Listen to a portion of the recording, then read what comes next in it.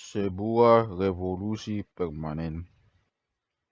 Revolusi industri membuka cara-cara baru untuk mengonversi energi dan menghasilkan barang, terutama dalam membebaskan manusia dari ketergantungannya pada ekosistem di sekitarnya.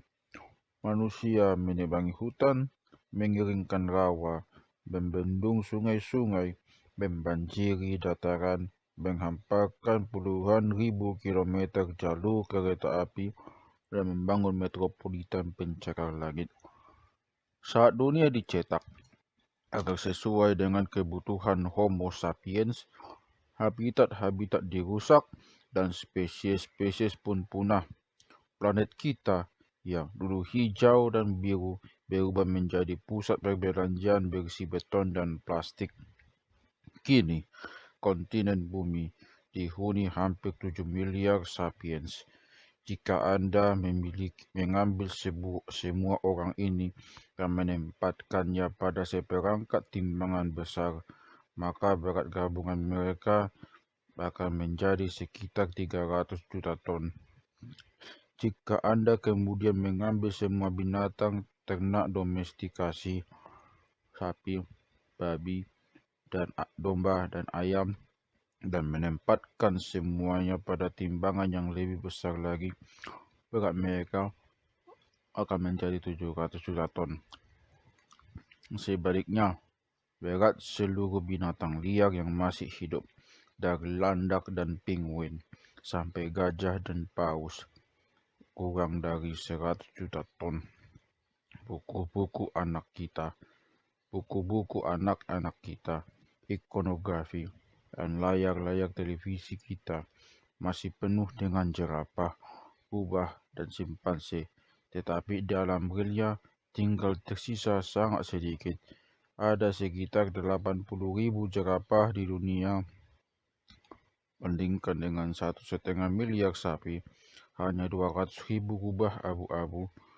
Bandingkan dengan 400 juta anjing domestikasi, hanya 250.000 simpanse. Bandingkan dengan miliaran manusia. Manusia benar-benar telah menguasai dunia. Degradasi ekologis tidak sama dengan kelangkaan sumber daya. Seperti yang kita lihat pada bab sebelumnya, sumber daya yang tersedia bagi manusia secara konstan bertambah dan sangat mungkin terus bertambah. Itulah sebabnya nubuat kiamat kelangkaan sumber daya mungkin salah alamat. Sebaliknya, kekhawatiran akan degradasi ekologi memiliki dampak yang sangat kuat. Pada masa depan, sapiens mungkin akan menguasai banyak sekali bahan-bahan baku dan sumber-sumber energi baru sambil merusak secara serempak apa yang tersisa dari habitat alam dan memusnahkan sebagian besar spesies lain. Sungguh, kehancuran ekologis mungkin membahayakan Homo sapiens sendiri yang masih bertahan. Pemanasan global, naiknya permukaan laut, dan polusi yang menyebar luas bisa membuat bumi semakin tak bisa dihuni oleh jenis kita, dan pada masa depan sebagai akibatnya akan terjadi adu cepat antara kekuatan manusia dan bencana-bencana yang diakibatkan oleh ulah manusia. Saat manusia menggunakan kekuatan mereka untuk menghadapi kekuatan alam dan menundukkan ekosistem untuk kebutuhan dan keinginan mereka, maka mereka mungkin akan menimbulkan semakin banyak efek berbahaya yang tak terantisipasi. Ini semua hanya bisa dikendalikan dengan manipulasi ekosistem yang lebih drastis yang akan menghasilkan kekacauan lebih buruk. Banyak orang menyebut ini proses penghancuran alam, namun ini sesungguhnya bukan penghancuran tetapi perubahan. Alam tidak bisa dihancurkan. 65 juta tahun lalu, Sebuah asteroid menyapu dinosaurus, tetapi dengan itu terbuka jalan bagi munculnya mamalia.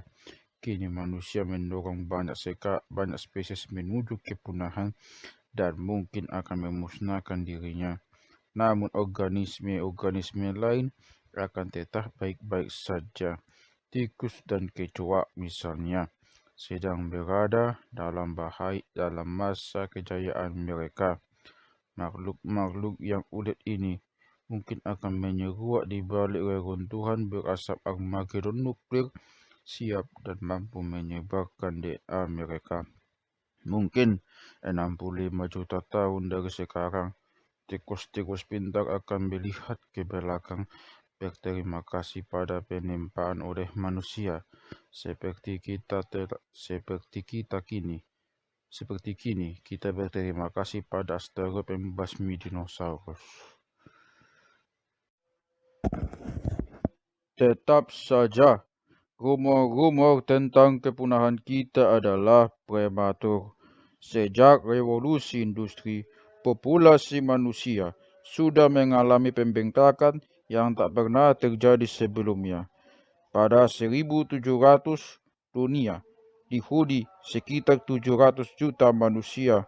Pada 1800, jumlah kita 950 juta. Pada 1900, jumlah kita hampir 2 kali lipat menjadi 1,6 miliar. Dan pada 2000, jumlah itu berlipat 4 kali menjadi 6 miliar dan kini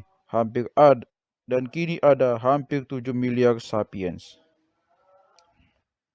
Masa modern. Meskipun seluruh sapiens ini semakin tahan pada kehendak alam, mereka justru semakin tunduk pada kemauan-kemauan industri dan pemerintahan modern. Revolusi industri membuka jalan bagi satu garis panjang eksperimen-eksperimen dalam rekayasa sosial dan bahkan rangkaian yang lebih panjang perubahan-perubahan tak terencana dalam kehidupan sehari-hari dan mentalitas manusia. Satu di antara banyak contohnya adalah penggantian ritme pertanian tradisional dengan seragam dan jadwal tepat industri. Pertanian tradisional bergantung pada siklus waktu alam dan pertumbuhan organik. Sebagian besar masyarakat tidak mampu melakukan pengukuran waktu secara persis, juga tidak tertarik sama sekali untuk melakukannya. Dunia berjalan tanpa jam dan tanpa jadwal, hanya bergantung pada gerakan matahari dan siklus pertumbuhan tanaman.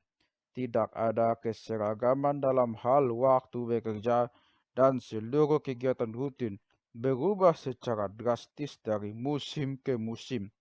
Orang-orang tahu di mana matahari berada dan memperhatikan dengan cemas pertanda-pertanda datang musim hujan dan masa panen, tetapi mereka tidak tahu jam dan hampir tidak peduli tentang tahun.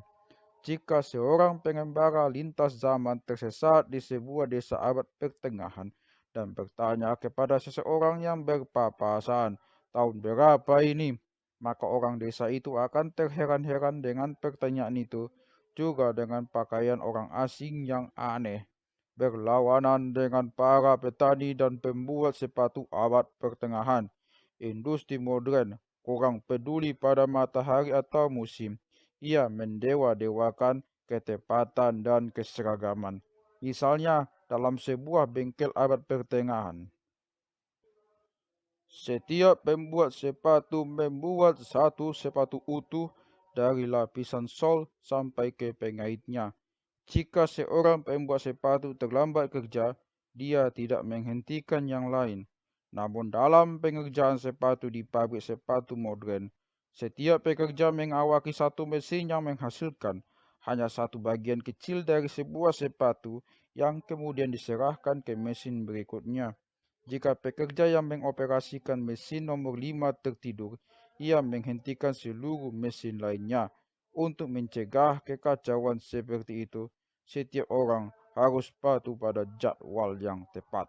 Setiap pekerja datang di tempat kerja tepat waktu datang di tempat kerja pada waktu yang sama. Setiap orang makan siang bersama, entah lapar atau tidak. Setiap orang pulang ketika diteriakkan pengumuman saat berakhirnya shift, bukan ketika mereka menyelesaikan proyek.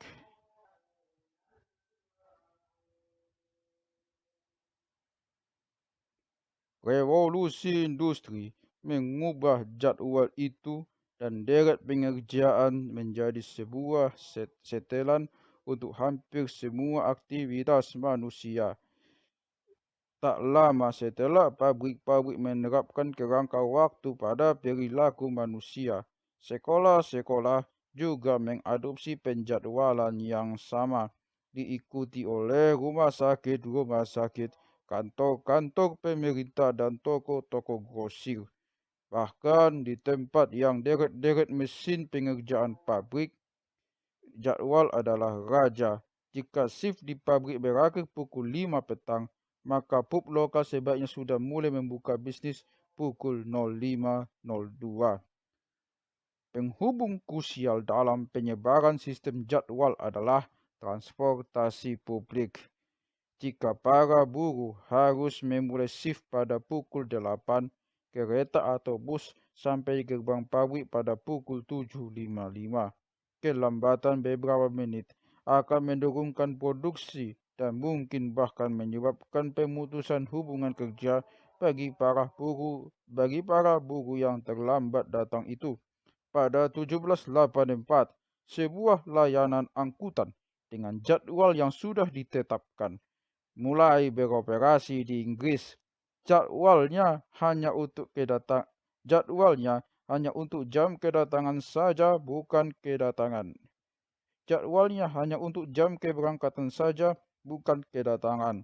Saat itu, setiap kota besar dan kecil di Inggris punya waktu lokalnya masing-masing yang berbeda dari waktu London hingga setengah jam. Ketika jam menunjukkan pukul 12.00 di London, mungkin di Liverpool jam menunjukkan pukul 12.20 dan 11.50 di Canterbury. Karena tidak ada telepon, radio atau televisi, maka tidak ada kereta cepat. Siapa yang tahu dan siapa peduli? Layanan kereta api komersial pertama mulai beroperasi antara Liverpool dan Manchester pada 1830. 10 tahun kemudian, jadwal kereta kali pertama dikeluarkan. Kereta-kereta itu jauh lebih cepat ketimbang kereta-kereta lama, jadi perbedaan aneh jam-jam lokal pun menjadi kekacauan yang parah. Pada 1847, perusahaan-perusahaan kereta Inggris berunding dan setuju bahwa seluruh jadwal kereta api harus dikalibrasi menurut waktu observatorium Greenwich, bukan menurut waktu lokal Liverpool, Manchester atau Glasgow. Lalu bertambah terus institusi yang mengikuti cara perusahaan-perusahaan kereta. Akhirnya, pada 1880, pemerintah Inggris mengambil langkah pertama untuk melegislasi bahwa seluruh jadwal di Inggris harus mengikuti Greenwich. Untuk kali pertama dalam sejarah, sebuah negara mengadopsi satu waktu nasional dan mewajibkan seluruh populasinya hidup menurut jam artifisial, bukan jam lokal, atau menurut siklus terbit terbenamnya matahari. Permulaan yang sederhana ini melahirkan jaringan global jadwal yang diselaraskan sampai ke bagian terkecil detik. Ketika media siaran pertama radio, kemudian televisi, mulai bercokol, mereka memasuki sebuah dunia jadwal dan menjadi pendorong utama dan juru dakwahnya. Di antara hal-hal pertama yang disiarkan stasiun radio adalah sinyal, yaitu bunyi yang memungkinkan permukiman-permukiman nun terpencil jauh dan kapal-kapal di laut bisa menyetel jam. Belakangan, stasiun-stasiun radio mengadopsi kebiasaan penyiaran berita setiap jam. Kini, item pertama setiap siaran berita, bahkan lebih penting ketimbang meletusnya perang, adalah waktu. Saat Perang Nazi Kedua, BBC News disiarkan ke Eropa yang diduduki Nazi. Setiap acara berita dimulai dengan siaran langsung Big Band yang mendentangkan jam, suara ajaib kebebasan. Para ahli fisika mumpuni Jerman menemukan satu cara untuk memastikan kondisi cuaca di London berdasarkan perbedaan kecil dalam nada siaran ding-dong. Informasi ini menyumbangkan bantuan tak ternilai bagi Luftwaffe. Ketika Dinas Rahasia Inggris mengetahui hal ini, mereka mengganti siaran langsung dengan seperangkat rekaman dari jam terkenal itu. Dalam rangka menjalankan jaringan jadwal, jam-jam portabel murah tetapi tepat tersedia di mana-mana di kota-kota Assyria, Sassanid, atau Inka. Mungkin sudah ada jam matahari. Di kota-kota Eropa abad pertengahan, biasanya ada satu jam tunggal mesin raksasa yang bercokol di puncak sebuah menara di alun-alun kota. Jam-jam menara ini sangat tidak akurat, tetapi karena tidak ada jam lain di kota itu yang bertentangan dengannya, jadi tidak ada bedanya. Kini, satu keluarga tunggal yang makmur biasanya punya lebih banyak jam di rumah ketimbang satu negara pada era abad pertengahan. Anda bisa menyebutkan jam dengan melihat jam tangan, melirik Android Anda, menatap jam alarm di samping tempat tidur, melihat jam dinding dapur, melihat microwave dari perangkat TV atau DVD, atau melihat sudut putar layar, atau melihat sudut layar monitor komputer. Malah, Anda mungkin perlu bersusah payah untuk tidak mau tahu pukul berapa sekarang. Biasanya, orang melihat jam beberapa kali sehari karena hampir semua hal yang kita lakukan harus dilakukan tepat waktu. Sebuah alarm membangunkan kita pukul 7 pagi. Kita memanaskan bagel beku tepat 50 detik di microwave. Menyikat gigi selama 3 menit sampai terdengar sikat gigi elektrik berbunyi. Mencegat kereta pukul 7.40 menuju tempat kerja. Berlari di treadmill di klub fitness sampai alat memberitahu waktu setengah jam sudah selesai. Duduk di depan televisi pukul 7 sore, menonton acara favorit yang terputus oleh tayangan iklan yang sudah dirancang dengan harga $1.000 per detik, dan akhirnya menumpahkan semua unek-unek kepada seorang terapis yang membatasi ocehan kita dengan standar pelayanan terapi 50 menit. Revolusi industri membawa puluhan kehebohan besar dalam masyarakat manusia. Beradaptasi dalam waktu industrial hanyalah salah satu contoh di antaranya. Contoh-contoh lain yang terkena adalah urbanisasi, hilangnya kaum tani, bangkitnya proletariat industri, pemberdayaan orang biasa, demokratisasi budaya anak muda, dan disintegrasi patriarki. Akan tetapi, semua kehebohan ini tak ada apa-apanya dibandingkan dengan revolusi sosial paling monumental yang pernah menimpa manusia, runtuhnya keluarga dan komunitas lokal yang digantikan oleh negara dan pasar. Sepanjang yang bisa kita ketahui dari masa-masa paling awal lebih dari 1 juta tahun lalu, manusia hidup dalam komunitas-komunitas kecil yang intim. Sebagian besar anggotanya berkerabat. Revolusi kognitif dan revolusi agrikultur tidak mengubah itu. Keduanya mengeratkan keluarga dan masyarakat untuk menciptakan suku-suku, kota-kota, kerajaan-kerajaan, dan imperium-imperium, tetapi keluarga dan komunitas tetap menjadi bata bangunan semua masyarakat manusia.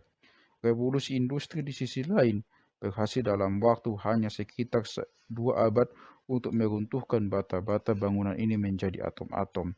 Sebagian besar fungsi-fungsi tradisional keluarga dan masyarakat diserahkan pada negara dan pasar. Runtuhnya keluarga dan masyarakat.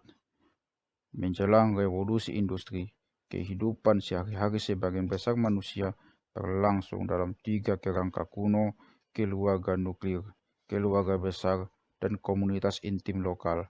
Sebagian besar orang bekerja dalam bisnis keluarga, pertanian keluarga, atau bengkel keluarga misalnya, atau mereka bekerja dalam bisnis keluarga tetangga mereka. Keluarga juga menjadi sistem kesejahteraan sistem kesehatan, sistem pendidikan, industri konstruksi, serikat buruh, dana pensiun, perusahaan asuransi, radio, televisi, surat kabar, bank, dan bahkan kepolisian. Ketika seseorang sakit, keluarga merawat mereka. Ketika seseorang menua, keluarga mendukungnya. Dan anak-anak mereka adalah dana pensiun mereka. Ketika seseorang meninggal dunia, keluarga mengurus para yatim. Jika seseorang ingin membangun sebuah gubuk, keluarga mengulurkan tangan. Jika seseorang ingin membuka bisnis, keluarga mengumpulkan uang yang diperlukan.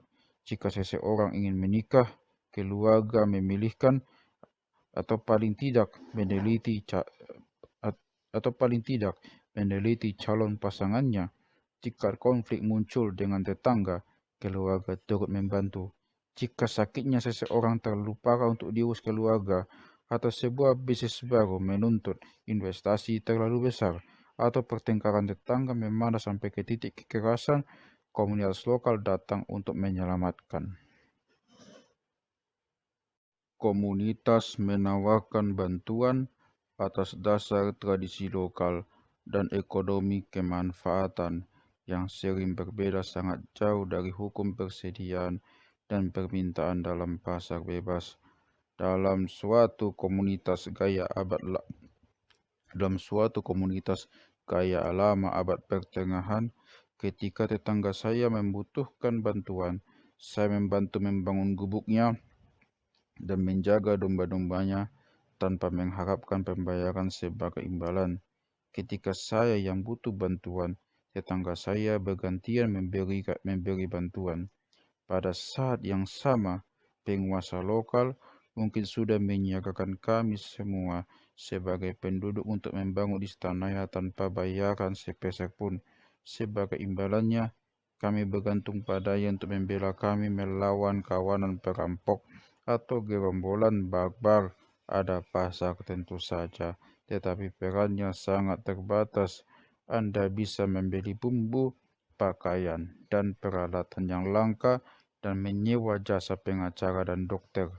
Namun, kurang dari 10% produk-produk dan jasa yang umum digunakan namun kurang dari 10% produk-produk dan jasa yang umum digunakan dibeli di pasar. Sebagian besar kebutuhan manusia ditangani oleh keluarga dan komunitas. Ada juga kerajaan-kerajaan dan imperium-imperium yang menjalankan tugas-tugas penting seperti melancarkan perang, membangun jalan-jalan, dan membangun istana-istana. Untuk keperluan-keperluan ini, para raja mengumpulkan pajak dan kadang-kadang memerintahkan para tentara dan buruh. Namun dengan beberapa pengecualian, mereka cenderung berada di luar urusan keseharian keluarga dan komunitas. Sekalipun jika mereka ingin mengintervensi, sebagian besar raja hanya bisa melakukannya dengan susah payah. Ekonomi agrikultur tradisional tak banyak punya surplus, yang dengan itulah kalangan pejabat pemerintah, polisi, pekerja sosial, guru, dan dokter mendapat makan.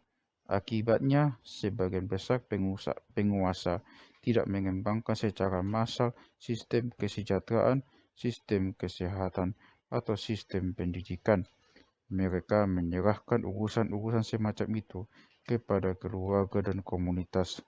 Bahkan dalam kasus-kasus yang sangat langka, ketika penguasa berusaha mengintervensi lebih jauh urusan kehidupan sehari-hari petani, seperti yang terjadi misalnya dalam Imperium Qing di Cina, mereka melakukannya dengan menjadikan para pemimpin keluarga dan sesepuh komunitas menjadi agen-agen pemerintah. Cukup sering kesulitan transportasi dan komunikasi begitu menyulitkan untuk mengintervensi urusan komunitas-komunitas terpencil, sehingga kerajaan lebih suka menyerahkan saja bahkan untuk hak-hak prerogatif kerajaan yang paling dasar, seperti pajak dan kekerasan, kepada komunitas. Imperium Ottoman misalnya membiarkan dendam-dendam keluarga dibalaskan ketimbang mendukung suatu kekuatan polisi kerajaan yang besar. Jika sepupu saya membunuh seseorang, saudara korban mungkin membunuh saya sebagai pembalasan yang disepakati.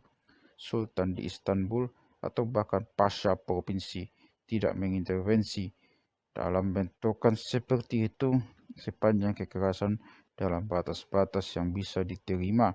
Dalam Imperium Ming di Cina, dalam Imperium Ming Cina 1368 sampai 1644, penduduk diorganisasi dalam sistem Baojia, 10 keluarga dikelompokkan untuk membentuk satu jia dan 10 jia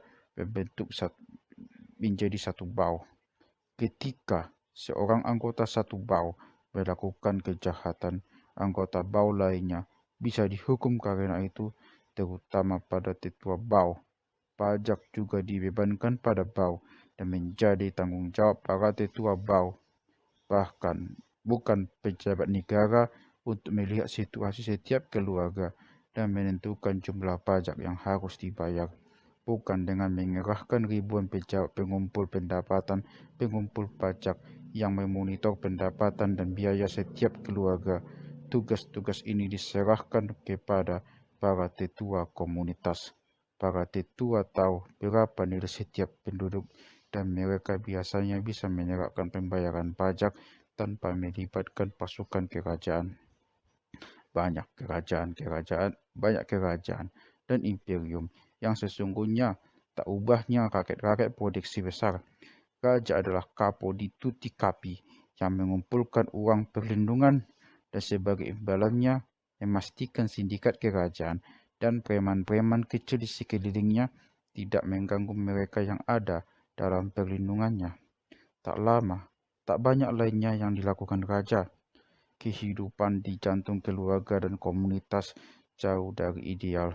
Keluarga-keluarga dan komunitas-komunitas bisa menindas para anggotanya tak kalah brutal dari negara-negara dan pasar modern, dan dinamika internal mereka sering penuh ketegangan dan kekerasan, namun orang-orang tak punya banyak pilihan. Seseorang yang kehilangan keluarga dan komunitas sekitar tahun 1750 sama nasibnya dengan orang mati. Dia tak punya pekerjaan, tak punya pendidikan, dan tak punya dukungan pada saat sakit dan tertekan. Tak seorang pun mau meminjami uang atau membela jika dia sedang kesulitan. Tak ada polisi, tak ada pekerja sosial, dan tak ada pendidikan wajib. Agar bisa bertahan, orang seperti itu harus cepat menemukan alternatif keluarga atau komunitas. Anak laki-laki dan perempuan yang lari dari rumah paling banter bisa berharap menjadi pembantu di keluarga baru. Yang paling buruk, ada angkatan perang atau rumah bordil. Semua ini berubah secara dramatis dalam 2 abad terakhir. Revolusi industri memberi pasar kekuatan baru yang sangat besar yang diberikan oleh negara dengan sarana komunikasi dan transportasi baru, dan kepada pemerintahan diserahkan suatu pasukan pekerja, guru, polisi, dan pekerja sosial. Pada mulanya, pasar dan negara mendapati jalur mereka diadang oleh keluarga-keluarga dan komunitas-komunitas tradisional yang kurang begitu suka dengan intervensi dari luar. Para orang tua dan tetua komunitas enggan membiarkan generasi muda diindoktrinasi oleh sistem pendidikan nasionalis untuk diwajib militerkan atau dijadikan kaum proletar urban yang tak punya akar.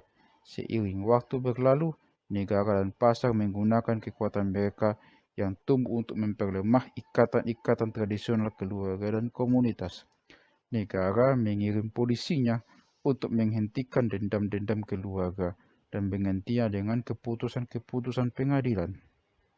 Pasar mengirim para penjajahnya untuk menyapu tradisi-tradisi lokal yang sudah berlangsung lama dan menggantinya dengan gaya-gaya komersial yang berubah-ubah.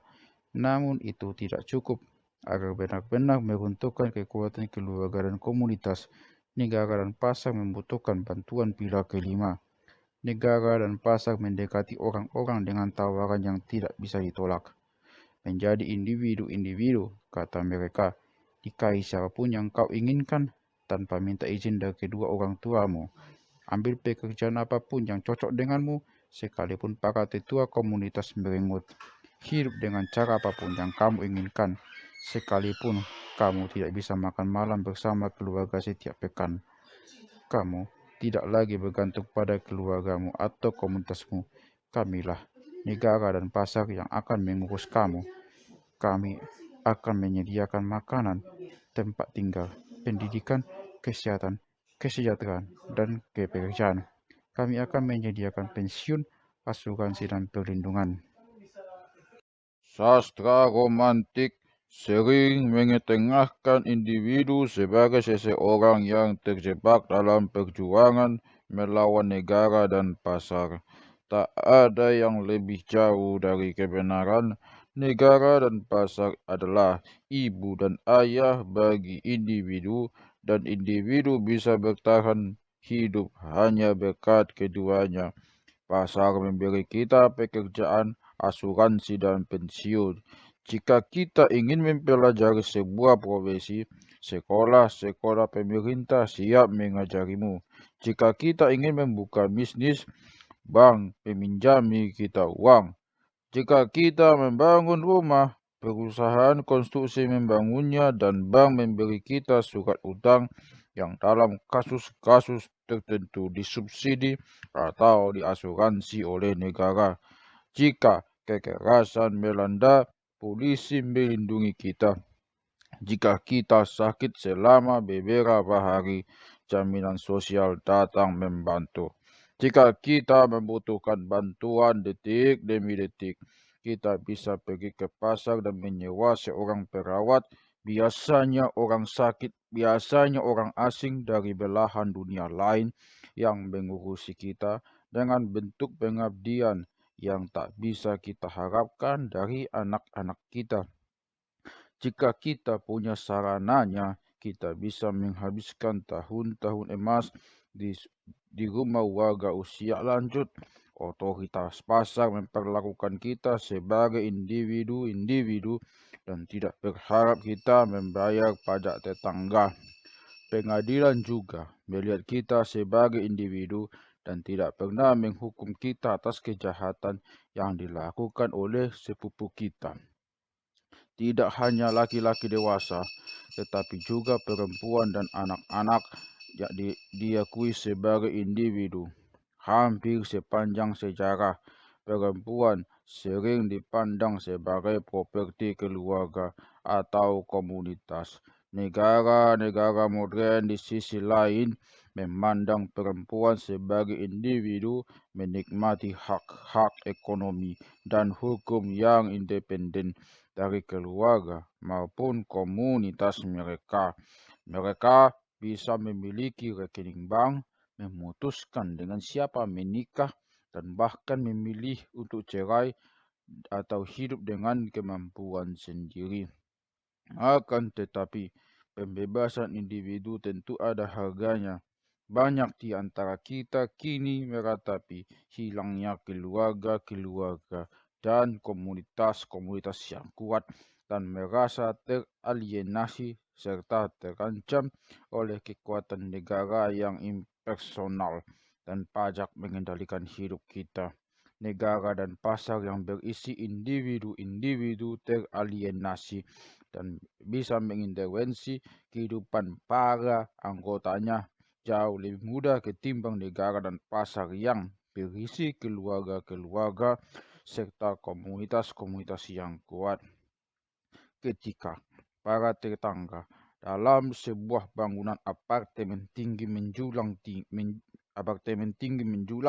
tidak bisa menyepakati bahkan soal berapa yang harus dibayar oleh pesuruh mereka, bagaimana bisa kita berharap mereka melawan negara? Kesepakatan antara negara, pasar, dan individu adalah kesepakatan yang tidak menyenangkan.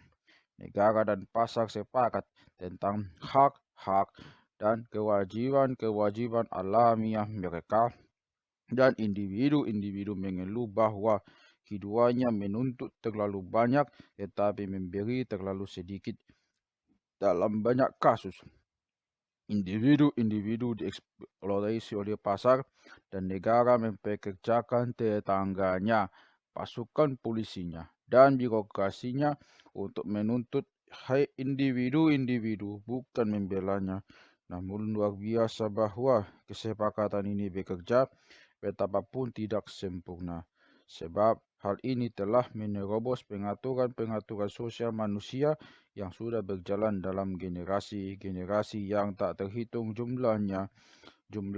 Jutaan tahun evolusi telah mendesain kita untuk hidup dan berpikir sebagai anggota-anggota komunitas. Hanya dalam waktu 2 abad kita sudah menjadi individu-individu teralienasi.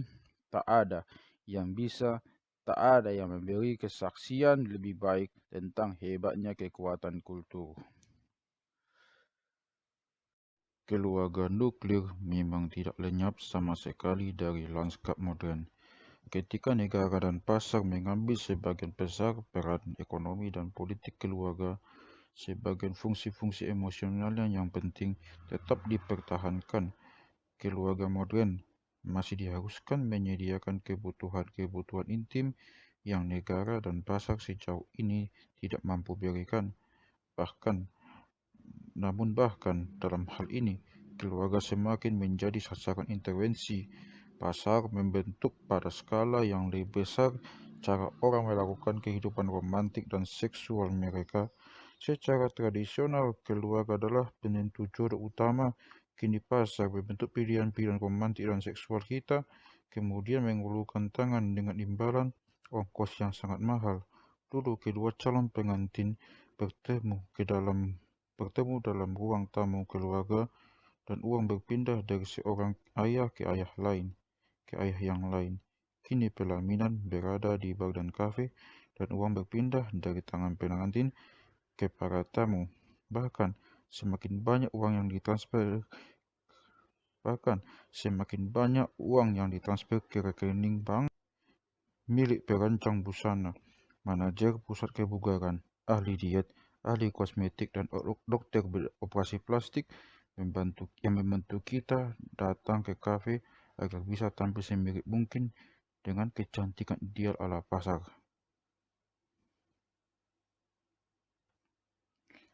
Negara juga mengawasi lebih ketat hubungan-hubungan keluarga, terutama antara orang tua dan anak-anak. Orang tua diwajibkan mengirim anak mereka untuk dididik oleh negara. Orang tua yang sangat kejam atau kasar kepada anak-anak mereka bisa dicegah oleh negara. Jika diperlukan, negara bahkan bisa memenjarakan orang tua atau memindahkan hak perwalian anak-anak mereka ke keluarga kerabatnya. Belum terlalu lama, pandangan bahwa negara harus mencegah orang tua memukuli atau mempermalukan anak mereka ditolak sebagai sesuatu yang menggelikan dan tak akan bisa berjalan. Di sebagian besar masyarakat, otoritas keorangtuaan adalah sakral. Penghormatan dan kepatuhan kepada orang tua adalah nilai-nilai yang paling dijunjung tinggi, dan orang tua bisa melakukan hampir semua hal yang mereka inginkan, termasuk membunuh bayi-bayi mereka yang baru lahir, menjual anak ke perbudakan, dan menikahkan putrinya ke laki-laki yang usianya 2 kali usia putri mereka. Kini, otoritas keorangtuaan sudah mundur sepenuhnya. Kaum muda semakin leluasa untuk tidak mematuhi para sesepuh mereka, sementara para orang tua disalahkan atas apapun yang tidak baik yang menimpa anak-anak mereka. Ibu dan ayah sudah siap untuk undur diri di ruang pengadilan Freudian sebagaimana para terdakwa di pengadilan sandiwara Stalinis. Komunitas-komunitas yang diimajinasikan sebagaimana keluarga nuklir. Komunitas tidak bisa benar-benar hilang dari dunia tanpa penggantian unsur emosional. Pasar dan negara kini menyediakan sebagian besar kebutuhan material yang dulu disediakan oleh komunitas, tetapi pasar juga harus memasuk ikatan-ikatan kesukuan. Pasar dan negara juga melakukan itu dengan memperkuat komunitas-komunitas yang diimajinasikan yang berisi jutaan orang-orang asing dan yang dibentuk untuk kebutuhan-kebutuhan nasional dan komersial. Sebuah komunitas yang diimajinasikan adalah komunitas orang-orang yang benar-benar tidak saling mengenal, tetapi mereka mengimajinasikan bahwa mereka saling mengenal. Komunitas-komunitas semacam itu bukan sebuah penemuan baru. Kerajaan-kerajaan, imperium-imperium, dan gereja-gereja berfungsi selama beribu-ribu tahun sebagai komunitas-komunitas yang diimajinasikan. Pada era Cina kuno, puluhan juta orang memandang diri sebagai anggota satu keluarga tunggal dengan kaisar sebagai ayahnya. Pada abad pertengahan, jutaan pengikut Islam membayangkan bahwa mereka semua bersaudara dalam komunitas besar Islam. Namun, sepanjang sejarah, komunitas-komunitas yang diimajinasikan semacam itu memainkan biola sekunder dalam komunitas-komunitas intim beberapa puluh orang yang saling mengenal dengan baik. Komunitas-komunitas intim itu memenuhi kebutuhan-kebutuhan emosional para anggotanya dan menjadi bagian esensial bagi keberlangsungan hidup dan kesejahteraan setiap orang. Dalam 2 abad terakhir, komunitas-komunitas intim telah layu, membiarkan komunitas-komunitas yang diimajinasikan untuk mengisi kevakuman emosional. 2 contoh yang paling penting tentang munculnya komunitas-komunitas yang diimajinasikan seperti itu adalah negara dan suku konsumen. Negara adalah komunitas yang diimajinasikan dari pasar. Keduanya adalah komunitas yang diimajinasikan karena tidak mungkin bagi semua konsumen dalam satu buah pasar atau seluruh rakyat satu negara benar-benar saling mengenal sebagaimana penduduk kampung saling mengenal pada masa lampau. Tidak ada orang Jerman yang mengenal secara intim 80 juta penduduk lainnya yang menghuni negara Jerman, atau 500 juta konsumen yang menghuni pasar bersama Eropa yang berevolusi mula-mula menjadi komunitas Eropa dan akhirnya menjadi Uni Eropa. Konsumerisme dan nasionalisme kerja lembur untuk membuat kita mengimajinasikan bahwa jutaan orang asing adalah milik komunitas yang sama dengan kita, bahwa kita semua memiliki kesamaan masa lalu, kepentingan bersama, dan masa depan bersama. Ini bukan kebohongan, ini adalah imajinasi. Seperti uang, perusahaan liabilitas terbatas, dan hak-hak asasi manusia, negara dan suku konsumen adalah realitas intersubjektif. Semua itu hanya ada dalam imajinasi kolektif, tetapi kekuatannya luar biasa besar.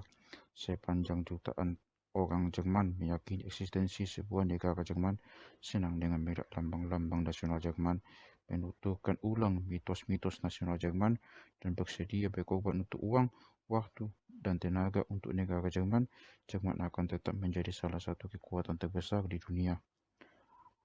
Negara berusaha keras untuk menyembunyikan karakter yang diimajinasikan.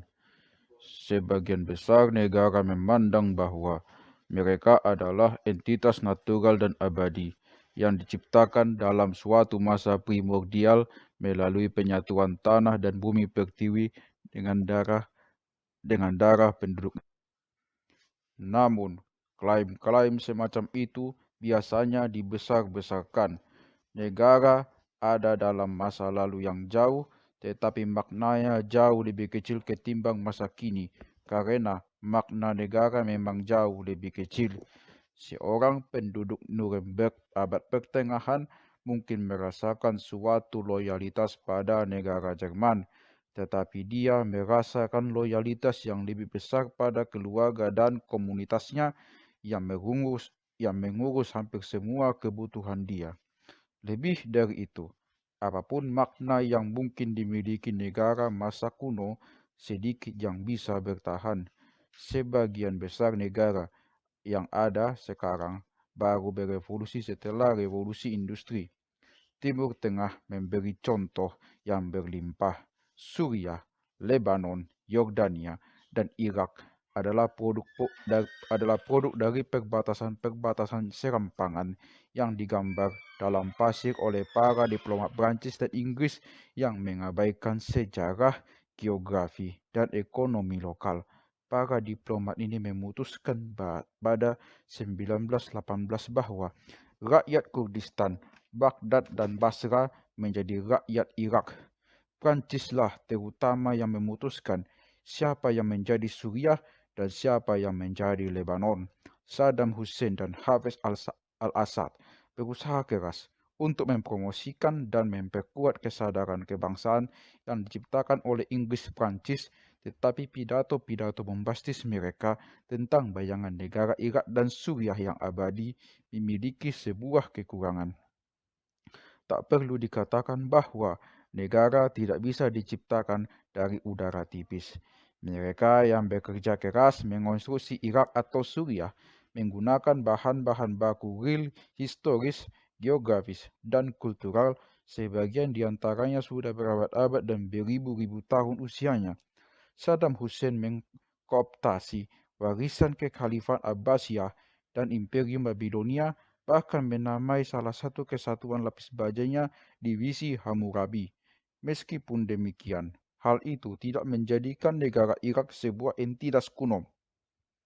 Jika saya memanggang kue dari terigu, minyak, dan gula yang semuanya sudah ada di dapur sejak 2 tahun terakhir, itu tidak berarti bahwa kue itu sendiri berusia 2 tahun. Dalam beberapa dekade ini, komunitas-komunitas kebangsaan semakin tertutup oleh suku-suku konsumen yang tidak saling mengenal secara intim tetapi memiliki kesamaan kebiasaan konsumsi dan kepentingan sehingga menjadi bagian dari suku konsumen yang sama dan mendefinisikan diri seperti itu. Ini kedengaran sangat aneh, tetapi kita memang dikelilingi oleh contoh-contoh. Para fans Madonna misalnya merupakan sebuah suku konsumen. Mereka mendefinisikan diri terutama dalam hal berbelanja. Mereka membeli tiket-tiket konser, CD, poster, baju, dan nada dering Madonna, dan dengan itulah mereka mendefinisikan diri. Para penggemar Manchester United, kaum vegetarian, dan pecinta lingkungan adalah contoh-contoh lain. Mereka juga didefinisikan yang paling penting dengan apa yang mereka konsumsi. Inilah intisari dari identitas mereka. Seorang vegetarian Jerman mungkin lebih suka menikahi seorang vegetarian Prancis ketimbang seorang Jerman pemakan daging. Tetap mobile. Revolusi-revolusi dalam 2 abad terakhir ini berlangsung begitu cepat dan radikal sehingga mengubah sebagian besar karakteristik tatanan sosial. Secara tradisional, tatanan sosial bersifat keras dan kaku. Tatanan memiliki makna stabilitas dan kontinuitas. Revolusi-revolusi sosial yang cepat itu luar biasa, dan sebagian besar transformasi sosial dihasilkan dari akumulasi langkah-langkah kecil yang banyak. Manusia cenderung berasumsi bahwa struktur sosial itu kaku dan abadi. Keluarga-keluarga dan komunitas-komunitas mungkin harus berjuang keras untuk mengubah tempat mereka dalam tatanan, tetapi ide bahwa Anda bisa mengubah struktur fundamental tatanan adalah sesuatu yang asing. Orang cenderung merekonsiliasi diri ke dalam status quo, mendeklarasi bahwa memang dulu selalu begini dan akan selalu begini. Dalam 2 abad terakhir, kecepatan perubahan menjadi begitu pesat sehingga tatanan sosial menjadi dinamis dan bersifat lunak. Kini, tatanan ada dalam keadaan mengalir secara permanen. Ketika kita bicara tentang revolusi-revolusi modern, kita cenderung berpikir tentang tahun 1789, Revolusi Prancis, 1848, Revolusi Liberal, atau 1917, Revolusi Rusia. Namun faktanya adalah bahwa hari-hari ini setiap tahun adalah revolusioner. Kini bahkan seorang yang berusia 30 tahun bisa dengan jujur menceritakan kepada para remaja yang terkesima. Saat saya muda, dunia benar-benar berbeda. Internet misalnya baru digunakan secara meluas pada awal 1990-an, belum genap 20 tahun begitu. Belum genap 20 tahun lalu. Kini kita tidak bisa membayangkan dunia tanpa internet. Oleh karena itu, setiap upaya untuk mendefinisikan karakteristik masyarakat modern tak ubahnya mendefinisikan warna bunglon. Satu-satunya karakteristik yang bisa dengan pasti adalah perubahan terus-menerus. Orang-orang menjadi terbiasa dengan ini dan sebagian besar kita berpikir tentang tatanan sosial sebagai sesuatu yang fleksibel yang bisa kita rekayasa dan kita perbaiki sesukanya. Janji utama penguasa-penguasa pramodern adalah melindungi tatanan tradisional atau bahkan kembali ke masa-masa keemasan yang sudah hilang. Dalam 2 abad terakhir ini, mata uang politik adalah janji untuk menghancurkan dunia lama dan membangun dunia baru yang lebih baik sebagai gantinya. Bahkan partai-partai politik yang paling konservatif, tak ada yang bertekad untuk membiarkan keadaan sebagaimana adanya. Setiap orang menjanjikan reformasi sosial, reformasi pendidikan, reformasi ekonomi, dan mereka sering memenuhi janji-janji mereka. Sebagaimana para ahli geologi berharap bahwa gerakan-gerakan tektonik akan menghasilkan gempa bumi dan erupsi-erupsi vulkanik, begitu pula kita bisa berharap gerakan-gerakan sosial drastis akan menghasilkan ledakan-ledakan kekerasan berdarah. Sejak politik abad ke-19 dan ke-20 sering diceritakan sebagai serangkaian perang mematikan, holocaust, dan revolusi-revolusi, seperti seorang anak yang mengenakan sepatu bot yang melompat dari satu genangan ke genangan lain. Pandangan ini melihat sejarah sebagai katak yang melompat dari satu tumpahan darah ke tumpahan darah berikutnya, dari Perang Dunia Pertama ke Perang Dunia Kedua ke Perang Dingin, dari genosida Armenia ke genosida Yahudi ke genosida Rwanda, dari Robespierre ke Lenin ke Hitler.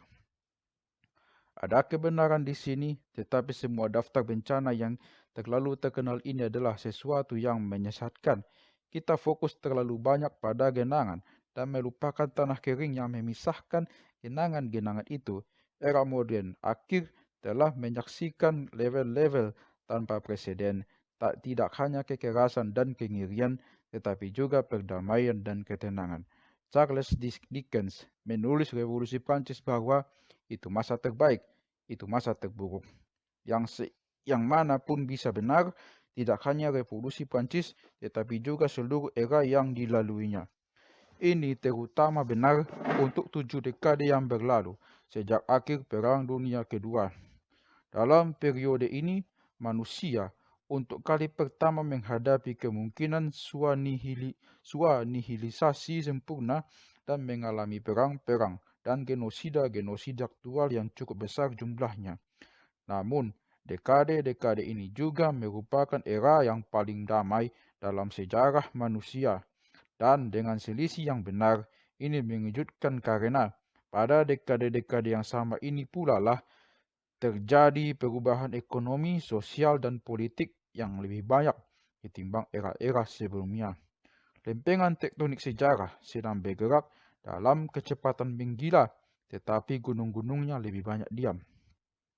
Tatanan elastik baru tampaknya bisa berisi dan bahkan menginisiasi perubahan-perubahan struktural radikal tanpa jatuh ke dalam konflik kekerasan. Perdamaian pada masa kita. Sebagian besar orang tidak mengapresiasi betapa damainya era tempat kita hidup di dalamnya. Tak seorang pun kita yang hidup 1000 tahun lalu sehingga kita dengan mudah melupakan betapa lebih keras dunia masa itu. Dan ketika semakin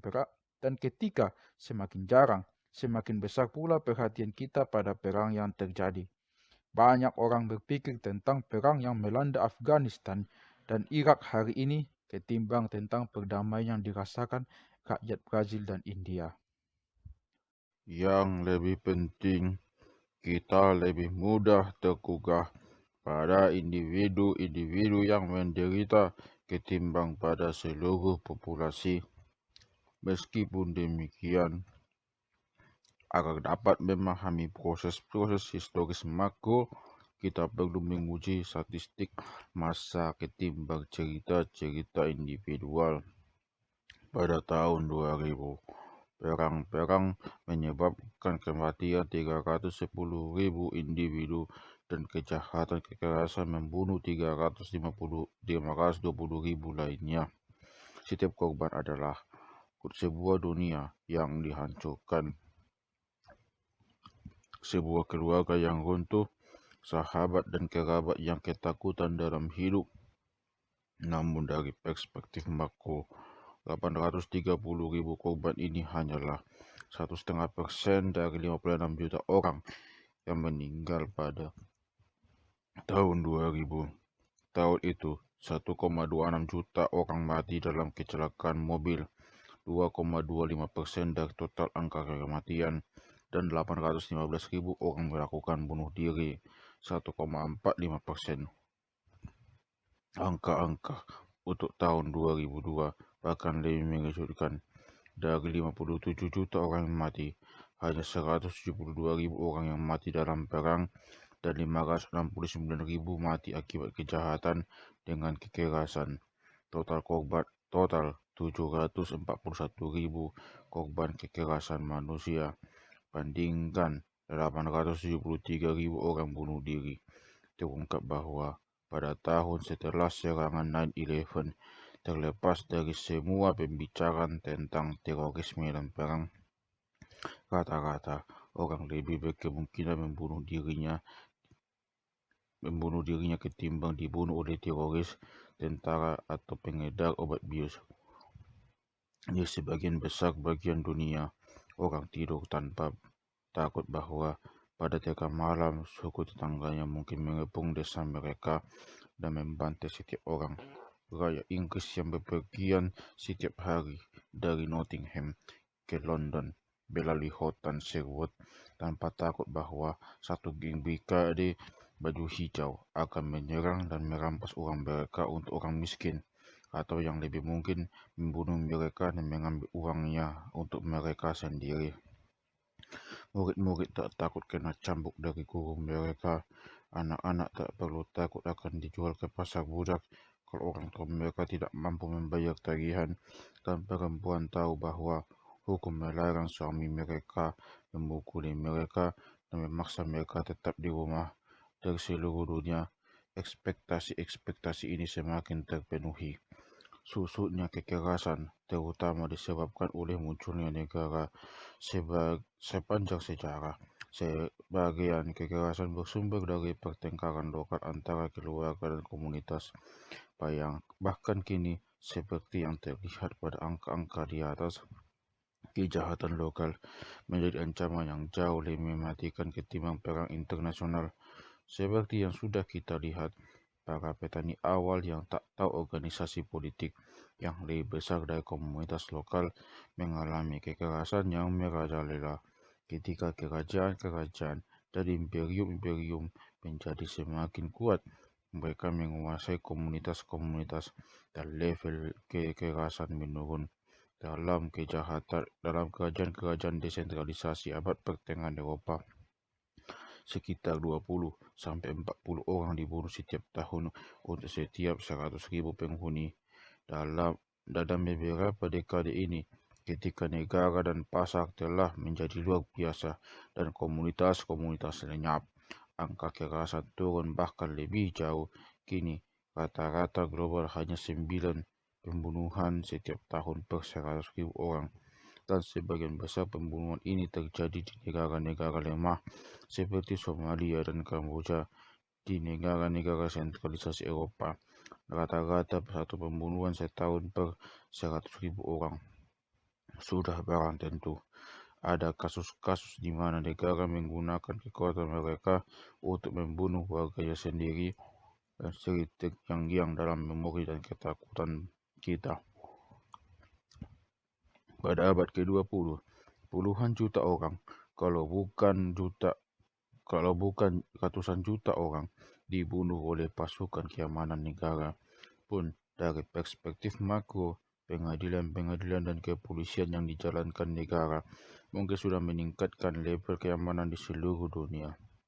Bahkan di seluruh negara diktatoran represif, rata-rata orang modern lebih kecil kemungkinan mati di tangan orang lain ketimbang masyarakat pra-modern. Pada 1964, sebuah kediktaturan militer berdiri di Brazil. Rezim itu berkuasa sampai 1985. Dalam 20 tahun tersebut, beberapa ribu orang Brazil dibunuh oleh rezim. Ribuan lainnya dipenjarakan dan disiksa. Namun bahkan dalam tahun-tahun terburuk itu, rata-rata warga Brasil di Rio de Janeiro jauh lebih kecil kemungkinannya mati akibat ulah manusia ketimbang rata-rata Waorani, Araweti atau Yanomamo. Waorani, Araweti, dan Yanomamo adalah masyarakat asli yang hidup di pedalaman suhu hutan Amazon tanpa tentara, polisi maupun penjara. Studi-studi antropologis menunjukkan bahwa antara 1/4 sampai setengah jumlah pria mereka mati secara cepat atau lambat dalam konflik kekerasan atas properti perempuan atau prestis. Pensiun imperial. Mungkin bisa diperdebatkan apakah kekerasan dalam negara menurun atau meningkat sejak 1945. Yang tidak bisa dibantah oleh siapapun adalah bahwa kekerasan internasional turun ke titik paling rendah sepanjang masa. Mungkin contoh yang paling jelas adalah runtuhnya imperium Eropa. Sepanjang sejarah, imperium menumpas pemberontakan dengan tangan besi, dan ketika harinya datang, sebuah imperium yang sedang tenggelam menggunakan segala kekuatannya untuk menyelamatkan diri. Biasanya runtuh ke dalam pertumpahan darah. Kehancuran akhirnya pada umumnya mengarah pada anarki dan perang-perang suksesi. Sejak 1945, sebagian besar imperium memilih untuk pensiun dini secara damai. Proses keruntuhan mereka menjadi relatif cepat, tenang, dan tertib.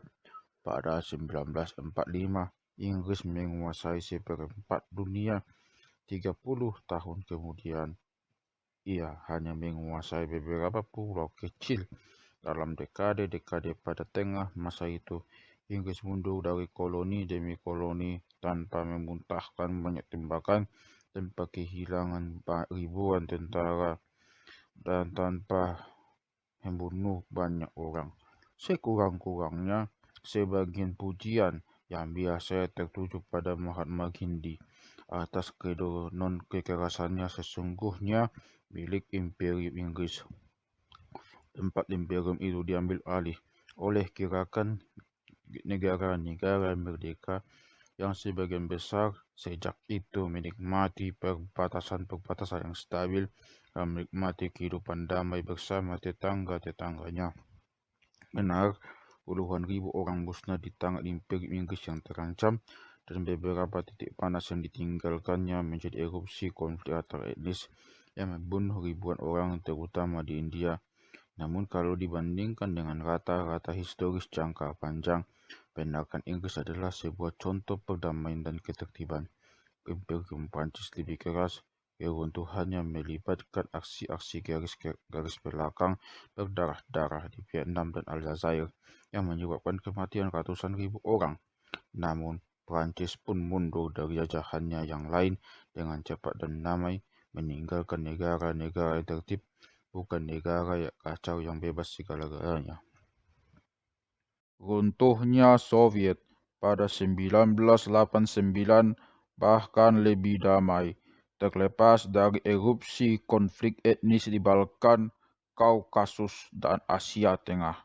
Belum pernah terjadi sebelumnya sebuah imperium yang demikian besar hilang begitu cepat dan begitu tenang.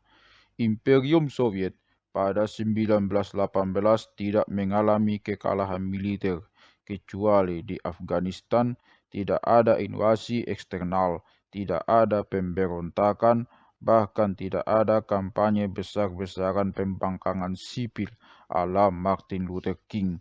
Soviet masih memiliki jutaan tentara, puluhan ribu tank dan pesawat terbang, dan senjata nuklir yang cukup untuk menyapu seluruh manusia beberapa kali. Tentara Merah dan angkatan perang lain di Pakta Warsawa tetap loyal. Kalau saja penguasa terakhir Soviet Mikhail Gorbachev memberi perintah, Tentara Merah pasti akan menembaki massa yang melawan. Akan tetapi, elit Soviet dan rezim-rezim komunis di sebagian besar Eropa Timur, kecuali Rumania, bahkan memilih untuk tidak menggunakan bagian dari kekuatan militer yang paling kecil sekalipun. Ketika para anggotanya menyadari bahwa komunisme bangkrut, mereka melepas kekuatan, mengakui kegagalan, mengemasi koper-koper lalu pulang. Gorbachev dan para koleganya menyerah tanpa memperjuangkan bukan hanya penaklukan Soviet di Perang Dunia Kedua, melainkan juga penaklukan sebelumnya oleh kaum Tsar di Baltik, Ukraina, Kaukasus, dan Asia Tengah. Tak terbayangkan apa yang terjadi jika Gorbachev berperilaku seperti pimpinan Serbia atau seperti Prancis di Aljazair. Pax Atomica.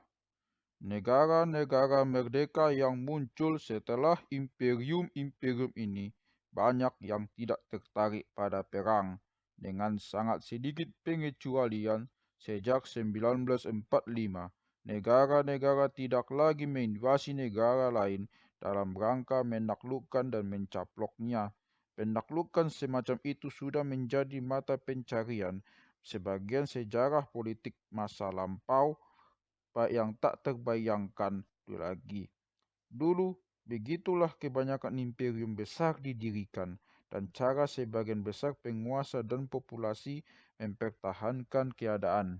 Namun, kampanye-kampanye penaklukan seperti Romawi, Mongolia, dan Ottoman tidak bisa terjadi saat ini dimanapun di dunia. Sejak 1945, tidak ada negara merdeka yang diakui oleh PBB, ditaklukkan dan dihapus dari peta.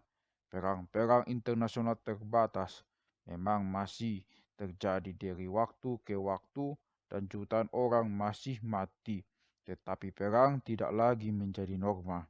Banyak orang percaya bahwa hilangnya perang internasional adalah sesuatu yang unik pada negara-negara demokrasi kaya Eropa Barat. Faktanya, perdamaian menjangkau Eropa setelah ia menang dalam bagian-bagian lain di dunia.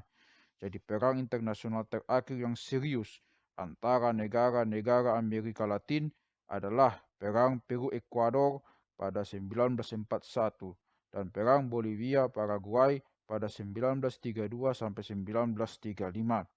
Dan sebelum itu, belum ada perang serius antara negara-negara Amerika Latin sejak 1849 sampai 1884 dengan Chile di satu pihak dan Bolivia bersama Peru di pihak lain.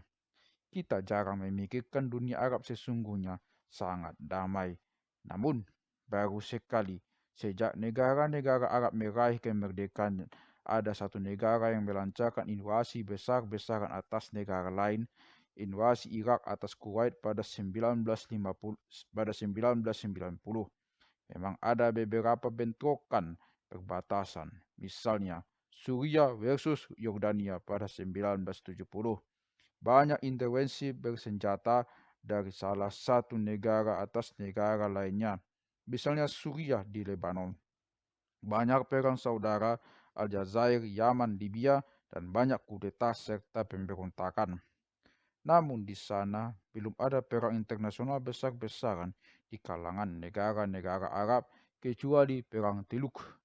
Bahkan perluasan skop yang mencakup seluruh dunia muslim hanya menambahkan satu contoh, perang Iran-Irak. Tidak ada perang Turki-Iran, perang Pakistan-Afghanistan, atau perang Indonesia-Malaysia. Keadaan di Afrika memang jauh kurang cerah. Namun, di sana pun sebagian besar konflik adalah perang saudara dan kudeta. Sejak negara-negara Afrika meraih kemerdekaan pada 1960-an dan 1970-an, sangat sedikit negara yang menginvasi negara lain dengan harapan dapat menaklukkannya. Ada periode-periode keadaan yang relatif tenang sebelumnya. Misalnya di Eropa antara tahun 1871 dan 1914, dan semua selalu berakhir buruk. Namun, masa ini berbeda. Perdamaian realnya bukan semata-mata ketiadaan perang. Perdamaian realnya adalah perang memang tidak masuk akal. Tidak pernah terjadi perdamaian real di dunia. Antara 1871 sampai 1914, perang Eropa tetap mustahil. Dan ekspektasi perang mendominasi pemikiran tentara, para politisi, dan warga negara biasa sekaligus. Firasat ini berlaku untuk semua periode damai lainnya dalam sejarah. Satu hukum besi politik internasional menetapkan, bagi setiap dua negara yang berdekatan, ada skenario yang masuk akal untuk menyebabkan perang antara keduanya dalam 1 tahun. Ini hukum rimba yang berlaku pada abad ke-19 di Eropa, abad pertengahan Eropa, dan Cina kuno, serta Yunani klasik. Jika Sparta dan Athena berdamai pada 450 sebelum Masehi, ada skenario yang masuk akal bahwa skenario untuk perang pada tahun 449 sebelum Masehi. Kini manusia sudah mematahkan hukum rimba tersebut. Paling tidak ada perdamaian real dan bukan hanya ketiadaan perang. Bagi sebagian besar negara, tidak ada skenario yang masuk akal untuk menuju konflik besar-besaran dalam 1 tahun. Apa yang bisa menyebabkan perang antara Jerman dan Prancis tahun depan? Atau antara China dan Jepang? Atau antara Brazil dan Argentina? Suatu bentrokan kecil perbatasan mungkin terjadi, tetapi hanya benar-benar skenario apokaliptis yang bisa menghasilkan perang besar-besaran gaya lama pada 2014, di mana divisi-divisi lapis baja Argentina bergerak ke gerbang Rio dan pesawat-pesawat pengebom Brazil menghancurkan perkampungan Buenos Aires. Perang seperti itu mungkin masih bisa meletus tahun depan antara sepasang negara, misalnya Israel dan Suriah, Ethiopia dan Eritrea, atau Amerika Serikat dan Iran, tetapi ini semua hanya ekspektasi yang justru membuktikan aturan di atas. Situasi ini tentu saja bisa berubah pada masa depan, dan dengan melihat ke belakang, dunia masa kini mungkin tampak sangat naif. Namun dari perspektif historis, kenaikan diri kita sangat menarik. Belum pernah terjadi sebelumnya perdamaian begitu merata, sehingga orang bahkan tidak bisa membayangkan perang. Para ahli sudah berusaha menjelaskan perkembangan yang membahagiakan ini dalam buku-buku dan artikel-artikel yang lebih banyak dari yang mungkin ingin Anda baca, dan mereka sudah mengidentifikasi beberapa faktor yang berkontribusi. Pertama, dan yang paling utama, harga perang naik secara drastis. Hadiah Nobel Perdamaian tertinggi seharusnya diberikan kepada Robert Oppenheimer dan rekan-rekannya, para arsitek bom atom. Senjata nuklir telah mengubah perang antar negara adidaya menjadi bom bunuh diri bersama dan menjadikannya tidak mungkin untuk mengejar dominasi dunia dengan kekuatan senjata.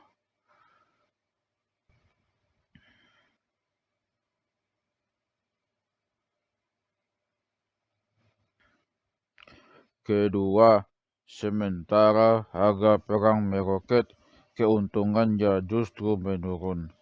Hampir sepanjang sejarah, negara-negara bisa memperkaya diri dengan menjara atau menganeksasi teritori musuh. Sebagian besar kekayaan terdiri dari ladang, ternak, budak, dan emas, sehingga mudah untuk menjaga atau mendudukinya. Kini, kekayaan terdiri dari terutama modal manusia, keterampilan teknik, dan struktur sosial ekonomi yang rumit seperti bank. Akibatnya, sulit untuk mengelolanya atau memasukkannya ke dalam teritori negara tertentu. Bayangkan California, kekayaannya semula dibangun dengan pertambangan emas.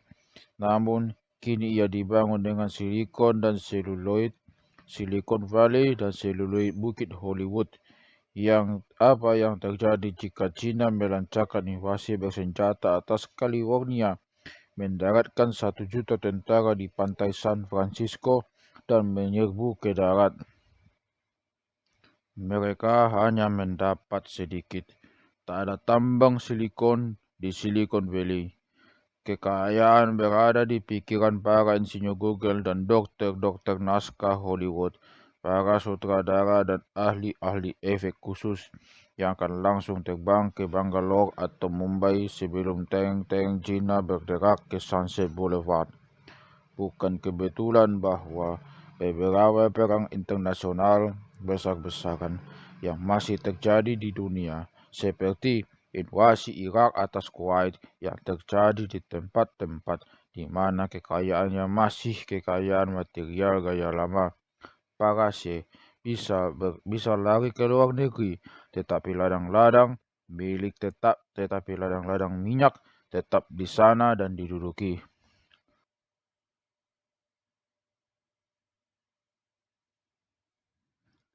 Sementara perang menjadi semakin tidak menguntungkan, perdamaian malah menjadi semakin lebih menguntungkan dibandingkan dengan masa manapun.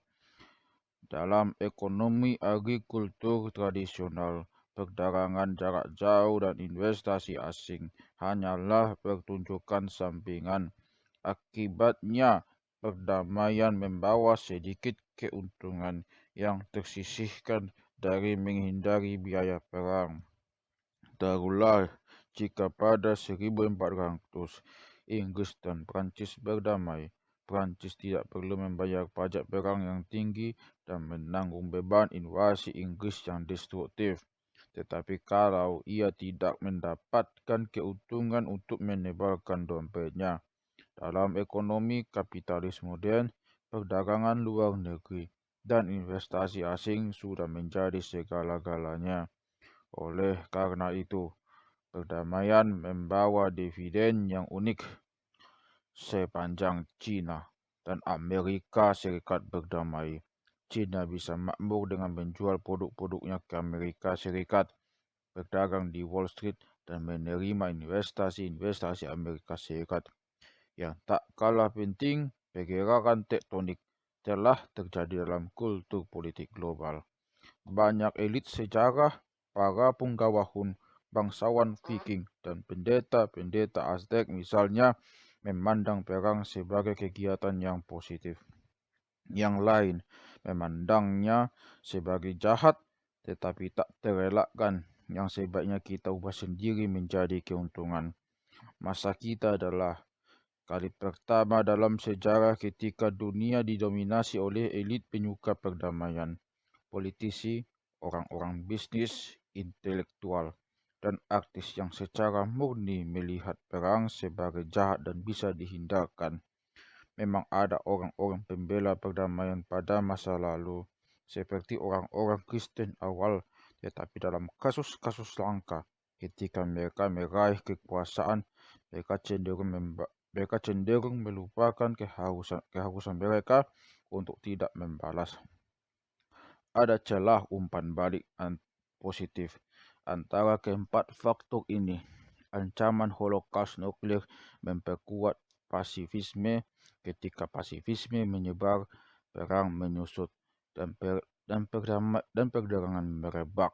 Dan perdagangan menaikkan keuntungan dari perdamaian dan biaya perang. Dari waktu ke waktu, celah umpan balik ini menciptakan hambatan lain bagi perang, yang akhirnya bisa membuktikan sesuatu yang paling penting. Pengetatan jaringan koneksi internasional meruntuhkan independensi sebagian besar negara, mengurangi peluang bahwa ada di antara mereka yang dengan enteng membiarkan anjing pelang menyalak. Sebagian besar negara tidak lagi terlibat dalam perang besar-besaran karena alasan sederhana bahwa mereka tidak lagi independen, meskipun warga negara Israel, Italia, Meksiko, atau Thailand mungkin menyimpan ilusi independensi. Faktanya adalah pemerintah mereka pemerintahan mereka tidak bisa menjalankan sendiri kebijakan ekonomi atau luar negeri yang independen. Seperti dijelaskan di bab 11, kita sedang menyaksikan formasi sebuah imperium global. Seperti imperium-imperium sebelumnya, yang ini pun menerapkan perdamaian dalam perbatasan-perbatasannya. Dan karena perbatasan-perbatasannya mencakup seluruh dunia, imperium dunia bisa secara selektif menerapkan perdamaian dunia. Jadi apakah era modern merupakan salah satu pembantaian tanpa akal, perang dan penindasan yang dicirikan oleh kegilaan Perang Dunia Pertama, awan jamur nuklir di atas Hiroshima, dan mania berdarah Hitler dan Stalin? Atau ini era perdamaian yang dicontohkan oleh kegilaan perang yang tidak pernah terjadi di Amerika Latin, awan jamur yang tak pernah muncul di Moskow dan New York, dan wajah-wajah pejuang perdamaian Mahatma Gandhi dan Martin Luther King? Jawabannya adalah masalah waktu. Sangat menyedihkan untuk menyadari bahwa betapa sering pandangan kita tentang masa lalu terdistorsi oleh peristiwa-peristiwa dalam beberapa tahun terakhir ini. Jika bab ini ditulis pada tahun 1945 atau 1962, mungkin nadanya jauh lebih suram. Karena ini ditulis pada 2012, maka diperlukan pendekatan yang lebih ringan untuk memahami secara modern. Untuk memuaskan kalangan yang optimistis dan pesimistis sekaligus, kita mungkin menyimpulkan dengan mengatakan bahwa kita berada pada ambang surga dan neraka, bergerak dengan cemas antara gerbang salah satunya dan kamar depan yang lainnya. Sejarah masih belum memutuskan kemana akan menuju, dan satu rangkaian kebetulan mungkin bisa membawa kita ke arah lain.